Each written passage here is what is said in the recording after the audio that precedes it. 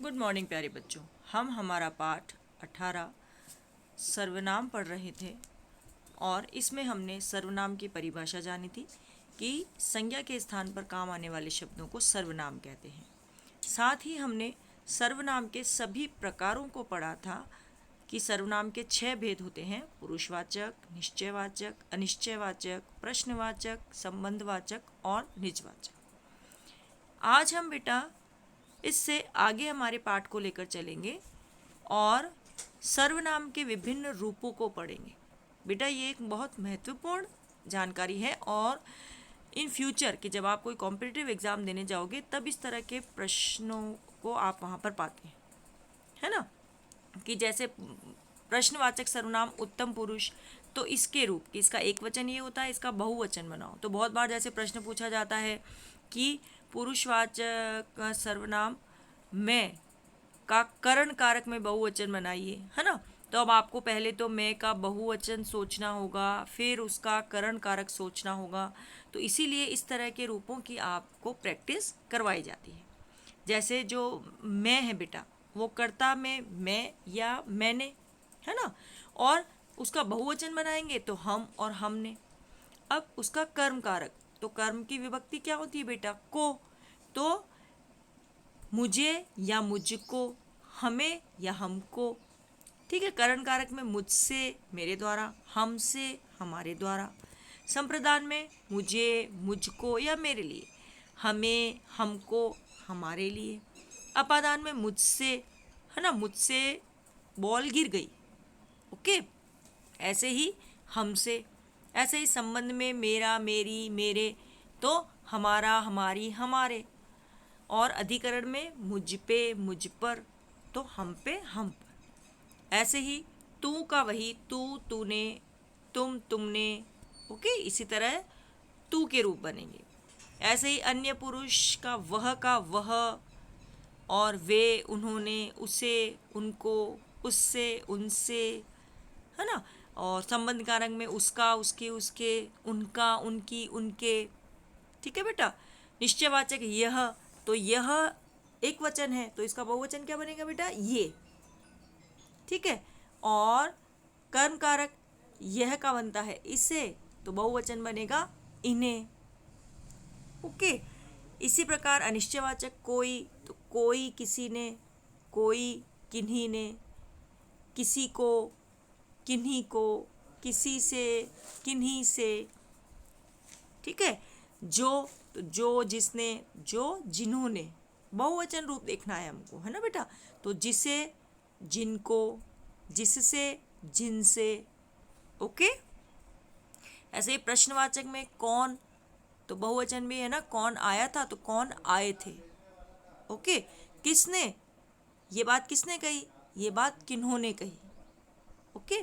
फिर किसे, किन्हें, किससे, किनसे, बहुवचन रूप बनते हैं, ओके बेटा।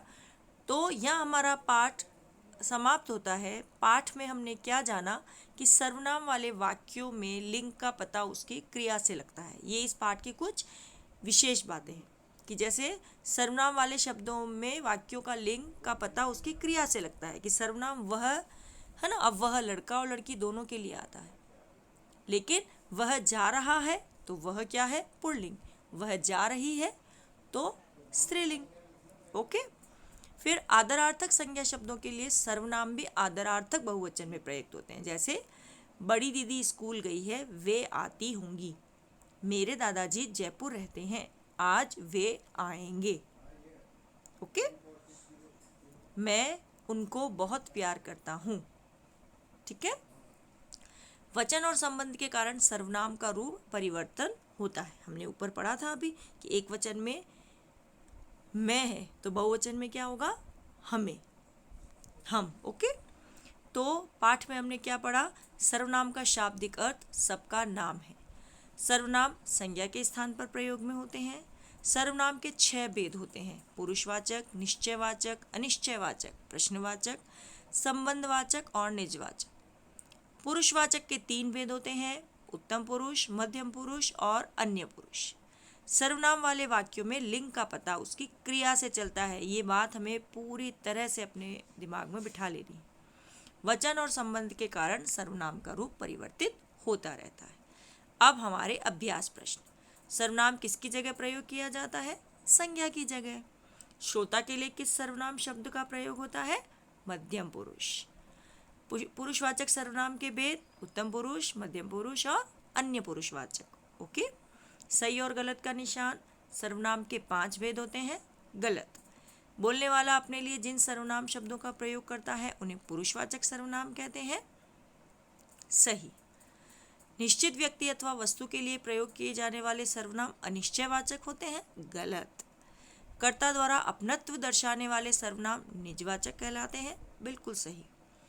आदरार्थक संज्ञा शब्दों के लिए सर्वनाम भी आदरार्थक बहुवचन में प्रयोग में आते हैं। बिल्कुल सही। रेखांकित शब्दों के आधार पर सर्वनाम के सही भेद का निशान लगाइए। मैं हिंदी पढ़ती हूँ, उत्तम पुरुषवाचक। मेरा काम आपसे ही होगा, निश्चयवाचक।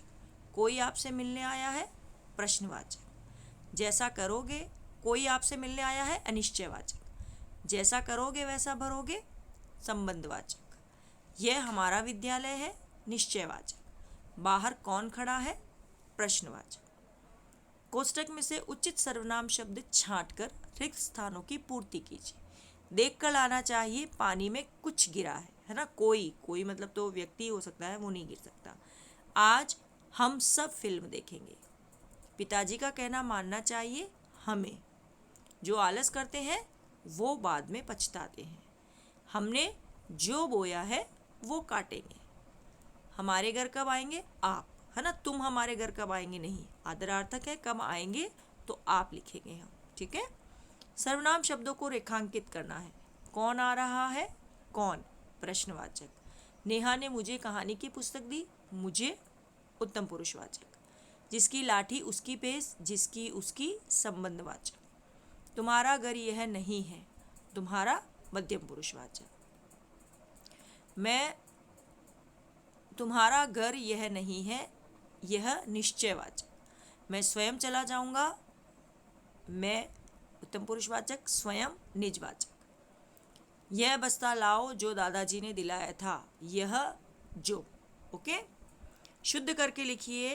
वे चला गया, वो चला गया या वे चले गए। हमें सर्वनाम सही करने हैं तो वो चला गया। किनकी बहन आई थी, किसकी बहन आई थी। जब हमने आया तब तुमने गया, जब हम आए तब तुम गए। मेरे पिताजी दफ्तर गए हैं, मेरे पिताजी दफ्तर गए हैं ना, पुल्लिंग शब्द आएगा। मेरे को अभी पढ़ना है, मुझे अभी पढ़ना है। इस रहस्य का पता कोई नहीं चलना चाहिए, इस रहस्य का पता किसी को नहीं चलना चाहिए। सर्वनाम शब्दों को रेखांकित कीजिए और उनके भेद भी लिखिए। प्रधानाचार्य ने तुम्हें बुलाया है, मध्यम पुरुष। कोई बाहर खड़ा है, अनिश्चयवाचक। कोई।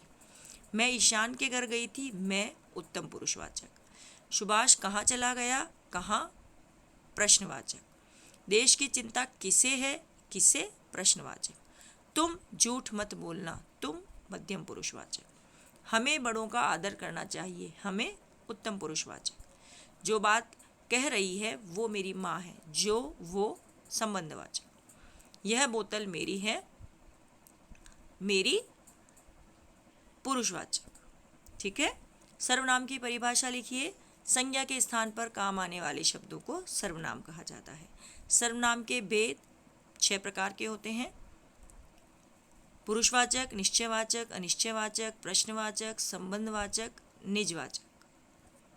जिस प्रकार सर्वनाम निश्चय तथा अनिश्चयवाचक सर्वनाम में क्या अंतर है? निश्चयवाचक सर्वनाम निश्चित व्यक्ति वस्तु स्थान का बोध कराते हैं, जैसे यह, वह, ये। ओके। और अनिश्चयवाचक अनिश्चित संज्ञा शब्दों का बोध कराते हैं या संज्ञा शब्दों का निश्चित बोध नहीं कराते हैं, जैसे कोई, कुछ। जिस प्रकार सर्वनाम शब्द संज्ञा के स्थान पर आकर हमारी भाषा को सुंदरता व स्पष्टता प्रदान करता है, उसी प्रकार प्रकृति भी हमारी सुख सुविधाओं का ध्यान रखते हुए हमें हवा, पानी, पेड़ पौधे आदि देती है। प्रकृति द्वारा मिले इन उपहारों के प्रति आपकी क्या जिम्मेदारी है? इसका उत्तर आपको स्वयं लिखना है 5 पंक्तियों में। ओके। इसमें आप लिखेंगे कि प्रकृति ने हमें अनेक सुंदर उपहार दिए हैं, है ना। प्रकृति हमारी माँ के स्वरूप है। हम जिस प्रकार हमारी माँ का कहना मानते हैं, माँ का ख्याल रखते हैं, उसी प्रकार हमें प्रकृति द्वारा दी गई इन सभी वस्तुओं का भी ख्याल रखना चाहिए। ये हमें जीवन तो देती ही है, साथ ही जीवन जीने के लिए अनेक सुविधाएं भी प्रदान करती हैं। तो आज यदि हम इनका ख्याल रखेंगे तो हम इनका भरपूर फायदा भी, लाभ भी उठा पाएंगे। अतः प्रकृति प्रदत्त ये चीज़ें हमें अनवरत रूप से मिलती रहें, इसीलिए हमें प्रकृति का ख्याल अच्छे से रखना चाहिए। ठीक है बेटा, तो ये हमारा पाठ है सर्वनाम। आपको इसका प्रश्न संख्या 1, 3 और 7 आपकी कॉपी में करना है। 1, 3 और 7 अपनी व्याकरण की कॉपी में करना है। कल आपका संज्ञा और सर्वनाम आधारित पाठों का टेस्ट होगा। ओके बेटा, बाय।